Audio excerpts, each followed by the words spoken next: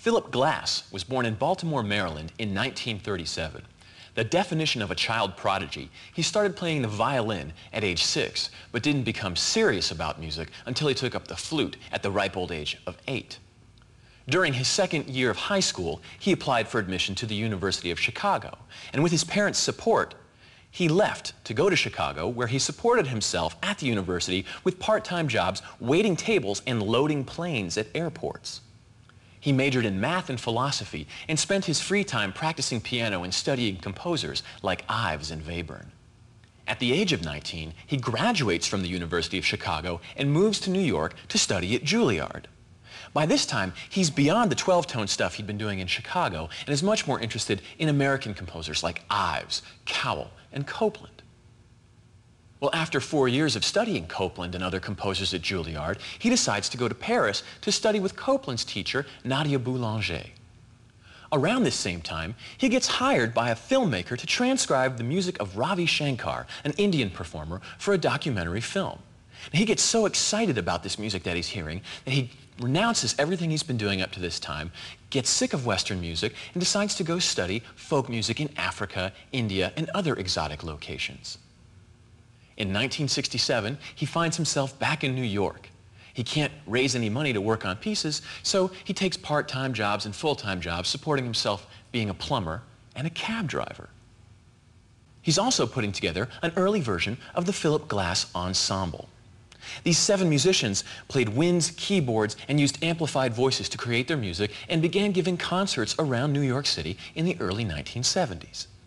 Philip Glass says, people would climb 6 flights of stairs for a concert. We'd be lucky if we got 25 people at the start of a performance, and we'd be luckier still if half of them stayed through to the end. His music's getting obviously a mixed response from the audience, but he is building up a following. And then something happens. He produces an opera called Einstein on the Beach, and it makes quite a splash. It's a big sensation. Everyone's talking about it, and with good reason. It breaks all the rules of opera. It's 5 hours long, there's no intermissions, and people are free to wander in and out of the performance at will. The text, far from being a story or a series of lyrics the way most operas were, consisted of numbers, vocal syllables, and nonsense words. Glass describes it as sort of a multi-dimensional poetic look at the life of Albert Einstein. His ensemble performed this piece at Carnegie Hall. He got more praise and more recognition. He had finally arrived. The style of this music was labeled minimalist, which Glass detests, but it's fairly descriptive of what he and his contemporaries are doing. Glass, rather than being a minimalist, says he doesn't make minimalist music, but rather he makes music with repetitive structures. Regardless, his music is very different from what was going on at the time. At the time, the classical music or art music that people were turning out was atonal, spare, and arrhythmic. By contrast, Glass's music is extraordinarily rhythmic, it's most definitely tonal. And it's very lush and loud and full of many instruments competing. He's using amplification. Glass would later go on to score films, including The Thin Blue Line, and win a Golden Globe in 1999 for his score for The Truman Show. Another minimalist composer, Steve Reich, was born around the same time, 1936, and also in New York. Now, Reich says of his early life, "Up until the time I was 14, I had only heard what I call the middle-class favorites, Beethoven's Fifth, Schubert, Wagner, Broadway shows, Sinatra, Bing Crosby. But at the age of 14, for the first time, I heard Bach. I had never heard any Bach before, or other music written before 1750. And I heard The Rite of Spring. I hadn't heard any music after Wagner. And I heard bebop. I heard Charlie Parker, Miles Davis, and drummer Kenny Clark. And I had a friend who was a better piano player than I was, so I decided he was going to be the piano player and I was going to be a jazz drummer." At the age of 14, he's taking percussion lessons with Roland Koloff, the principal timpanist of the New York Philharmonic Orchestra. He goes off to Cornell University and studies composers like Stravinsky and Bartók, as well as medieval music and other non-Western musics. He graduates from Cornell in 1953 with a degree in philosophy and for some reason decides to abandon the lucrative world of professional philosophy for the vast cash sums available as a professional composer. He keeps studying in New York, learning 12-tone music, but he doesn't like it very much. His teacher noticed that he wasn't really into manipulating tone rows and said to him, "Look, If you want to write tonal music, just go and write tonal music. Now, what happens next is that Reich hears about this black Pentecostal preacher down in Union Square on Sundays in San Francisco, and someone said that he should go and record him. So he does go down and record him, and he's listening back to the tape. And one of the things this guy is saying in this powerful, melodic voice is, "It's gonna rain." Reich goes home and starts fooling around with this recording of this preacher's voice, fascinated with this phrase, "It's gonna rain," and he starts making tape loops out of it. And he starts hearing how there's a melody hidden in his speech, and he starts exploring it. So he says, well, maybe I'll take 2 tape loops of his voice and see what happens with that. His idea was to take the 2 tape loops and sort of start them at opposite ends so they'd kind of echo. This is what Reich said about what happened. I had him on 2 tape recorders with a stereo headphone with 2 different plugs, one in one machine and one in the other. And I put the headphones on my head, and by pure chance, the machines were lined up in unison, and the sound appeared to be in the center of my head. And as I was listening, it slowly moved to the left side of my head and down my left arm, and then across the room. And then it began to shake and reverberate, and 5 minutes later, I finally got to the effect I wanted. Reich realized that what he had just heard was far more interesting than the one effect he had been going after, and he decides to explore it further.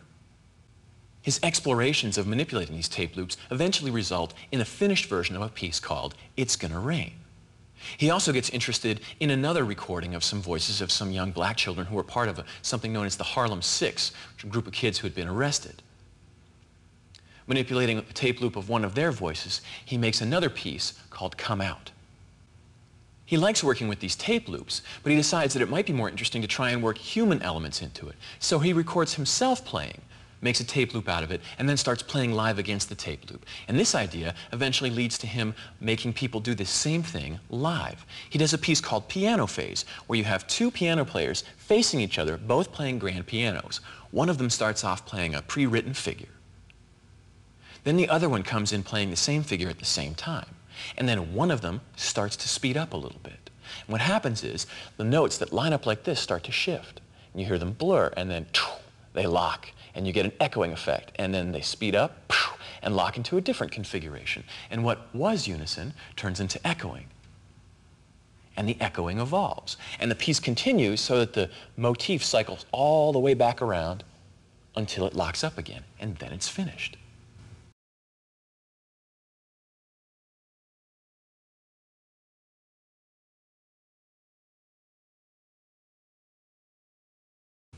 This minimalism comes out as a reaction against the strictly ordered serialism. Interestingly enough, it's also a reaction against John Cage and his randomness. What Reich is trying to do is get away from music where the structure is hidden to the user. Whether you're talking about random elements or some sort of crazy tone row that no one can hear unless they're looking at the score, Reich wants the structure to be apparent. And in fact, in these sorts of pieces, the structure is in effect the score. Reich said, "Here I'm the kid that's 14 years old and down at Birdland. I used to go down to Birdland. That was the place you could hear jazz in the 50s. And later, I used to go to various clubs in New York and San Francisco to hear John Coltrane. Cut to 1974, and my ensemble is giving a concert in London. And when the concert's over, a young man with long hair comes up and looks at me and says, 'How do you do? I'm Brian Eno.'" Brian Eno was born in Woodbridge, England on May 15, 1948. Raised in rural Suffolk near a military base, he used to spend his evenings listening to what he referred to as the Martian music of doo-wop on a small radio. He goes off to an English art school where he's introduced to composers like John Cage and Steve Reich. Instructed in the principles of conceptual painting and sound sculpture, Eno starts fooling around with tape recorders. In fact, he calls the tape recorder his first musical instrument and draws great inspiration from Reich's piece, "It's Gonna Rain." Unlike many of our other composers, Eno rises to prominence as the member of a rock band. He joins a group called Roxy Music and works with them on their first 2 albums before parting ways with them. He makes a series of increasingly weird pop records using some of the ideas he's learned from art school. And then in 1975, he has a car accident that leaves him bedridden. Something interesting happens during this time. He's in his bed, having difficulty moving, and a friend comes over to bring him a record of some old harp music. Well, she puts this record on the stereo and leaves. And Eno says that unfortunately, what he hadn't realized while she was there was that one side of the stereo wasn't working and the volume was very low. Now, he can't get out of bed to adjust anything, so he's stuck sitting there listening to this stereo, barely audible with the sounds of the environment. And he realizes this is actually a much more interesting way to perceive music. It's stopped being the central focus and instead is blending into the background. This is really the same idea as Satie's furniture music. The music is there all around him, but it's not something that's a big focus. It's part of the ambience of the room. He hones and perfects this idea, and in 1979, he puts out a record called Music for Airports, which also has the label of Ambient 1. This record consists of 4 pieces without titles that are mostly piano and voice.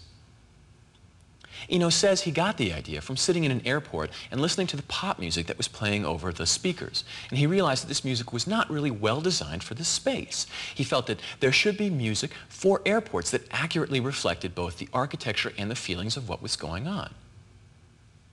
He felt that it couldn't be too disturbing. It had to be easily interruptible so you could hear the voice announcements. It needed to stay out of the range of human voice frequencies, and the pieces needed to be long. And they also needed to make you think about why you were there, going on a journey, and perhaps being a little bit afraid of dying.